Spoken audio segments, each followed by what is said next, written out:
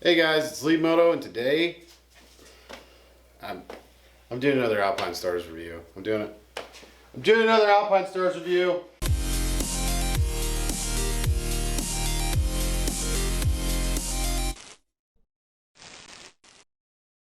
All right, so today we're going to talk about the Alpine Stars MX-1 and how it compares to one of the lower tier, cheaper jackets. So this is my first real top tier, like really heavy on the quality scale jacket.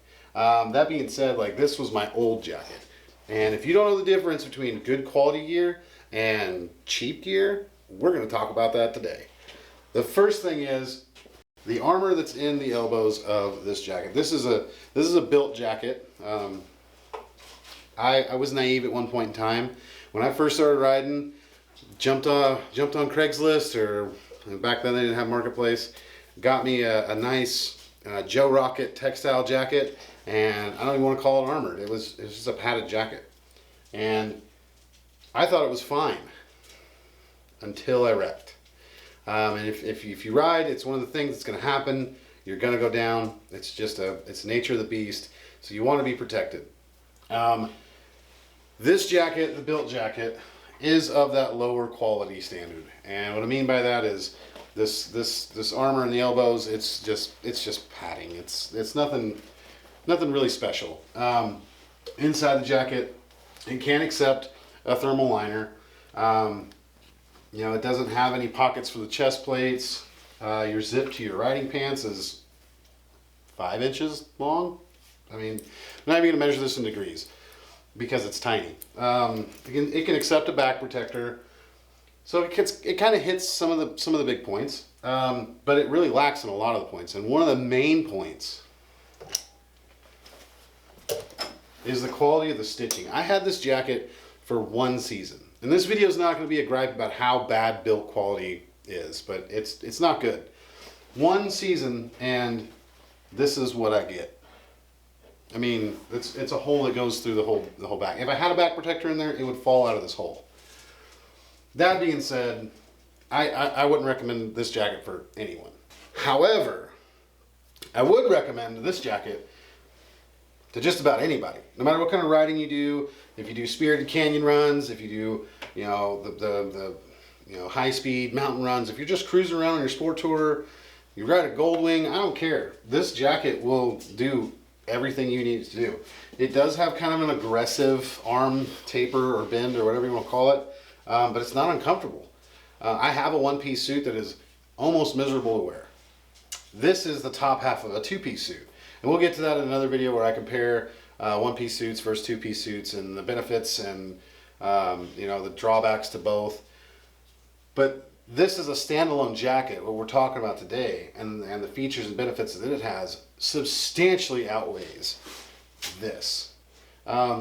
This is something that, like, I don't know, if you ride once in a blue moon, this will be fine. I wouldn't even say that. Like this, I got this jacket thinking it has leather in all the impact areas. It'll slide. It won't grip the asphalt. But at the end of the day, like, this is minimal protection. You might as well, in my personal opinion, have a hoodie and a denim jacket. Same thing. So we're going to get rid of this jacket. It doesn't exist anymore. It's gone. We're going to talk about the MX-1 now and the features that the MX-1 has. So I ride with gauntlet gloves. I know a lot of you guys don't. I know there's a lot of different opinions about gauntlet gloves. They're uncomfortable. People don't like they keep your wrist from moving freely. One of the reasons I love them, that wrap around the wrist and the gauntlet, and you've seen in my glove review, really gives you a solid base and impact protection on the wrist. This jacket is really compatible with those kind of gloves because it has this soft cuff that's tapered so that you can get a lot of this jacket underneath that cuff. Not really great to ride with that gauntlet underneath because it is such a narrow cuff, but it's great for that gauntlet to go over it.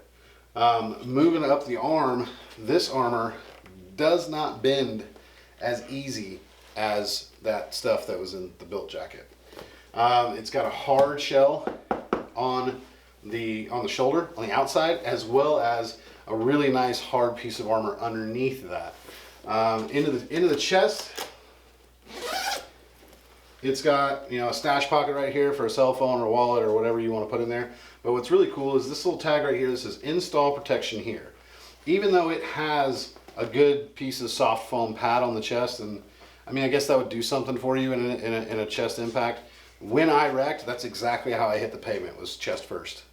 Chest first and my arm straight out. This jacket wouldn't let those range of movements happen.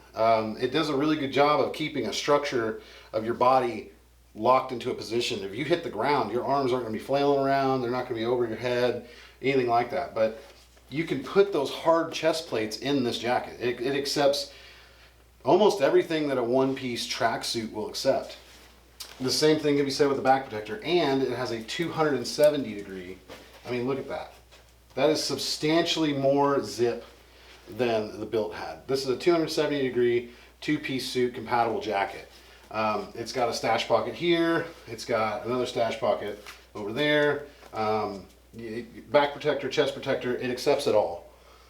That being said, it's not like a Dainese tracksuit, you know what I mean? It's not going to completely constrict you. It's not going to hold you in an uncomfortable position for several hours. I just put 4.5 hours in this jacket not too long ago on a group ride, and I felt fine. I ride a sport tour on rides like that. I don't ride my super sports on rides like that. Those stay in the garage for now. Eventually they will come out on rides like that, and I'll be able to tell you how this gear behaves in those circumstances. But for right now, on my sport tour where I sit more upright, this jacket's posture is almost perfect, especially when zipped to the lower half of a two-piece suit.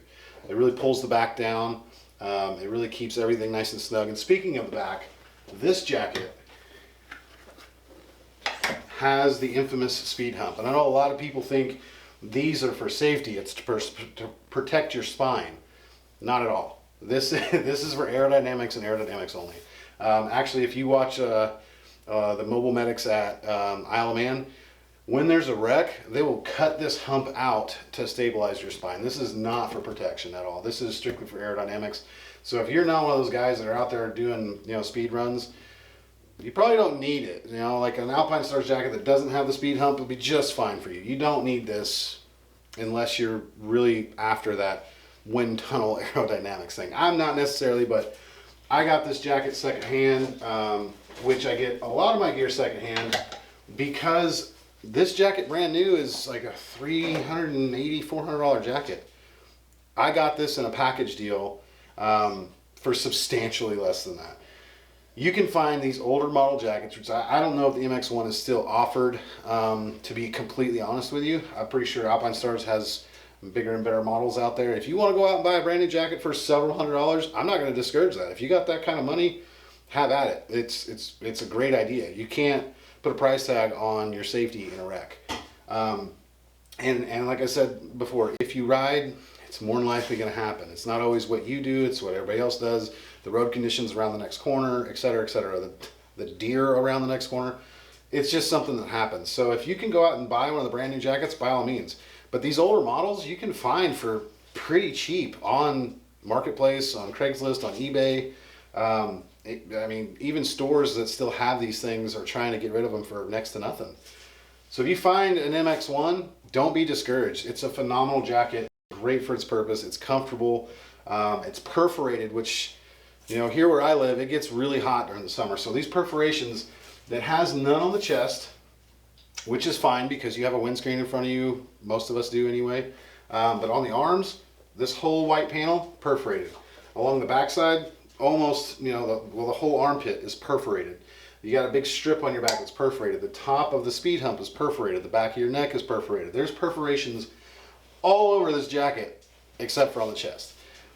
Not a big gripe of mine. I would enjoy some perforations on the chest just because when you do sit upright, you do get a lot of wind on your chest, and it would be nice to have some of that move through the jacket. But you can't complain. From a protection standpoint, this is a purpose-built jacket. This is what this jacket's meant to do. It's meant to protect you. That's it. But it really excels in the comfort. I've had jackets in the past like that That Joe Rocket jacket that I was talking about in the beginning of the video was one of the most uncomfortable jackets that I've ever ridden in, and it offered very little protection. Alpine Stars, I'm a huge fan of, as I'm sure anybody who's followed the channel knows. I love Alpine Stars. They make great gear. They make awesome road gear for guys that don't live on the track, but they make great stuff for guys that do live on the track. They make things everywhere from rally racing to motorcycles to any and every extreme sport you can think of. They are the pinnacle of quality in the extreme sport market. I can't speak highly enough of Alpine Stars. I love them. They have awesome quality. Their jackets are great. Their boots are great. Everything that I have that's Alpine Stars, and you can find a review of just about everything that I have of Alpine Stars on my channel. So please go through those videos. Look at the gloves, look at the boots, look at the suits, look at everything that I've reviewed of theirs, and it's a common theme. Their quality is just great. So keep that in mind when you guys go out and buy your gear. Don't cut corners when it comes to gear. I did. I learned the hard way, learned from my mistakes. Get good gear, even if it's secondhand. If you find a secondhand jacket and it's got scrapes all down the arms and there's holes in it and stuff, don't buy that, obviously. But deals like this where it looks like somebody just bought it and never used it, grab it. Use it. That's what it's meant for. It's a good way to get good gear without paying the really good gear price. So keep that in mind, guys. I'm Leap Moto. We got a lot of content coming to you guys. We've had some minor setbacks with everything that's going on in the world, which I'm sure everybody's aware of. I don't want to say it because YouTube's kind of weird right now and doesn't like talking about it, but we all know what's going on in the world. We're trying to keep content coming to you guys. House of Moto's got another episode coming up. We've had trouble getting people to do some things for us. The sandblasting was kind of a fiasco, but hopefully we have a really interesting video coming for you guys. And subscribe to the channel, like, comment. We have big news coming up on episode 3 of House of Moto regarding a Patreon giveaway. I don't know if you can see it in frame, but it's right here, and I can't stress it enough. It's a really awesome giveaway. You guys really should get over to Patreon, support us so we can keep bringing you guys some content. The rewards for you guys as well as for us are awesome. So support us. Let us keep bringing you this content, and look forward to bringing you guys more.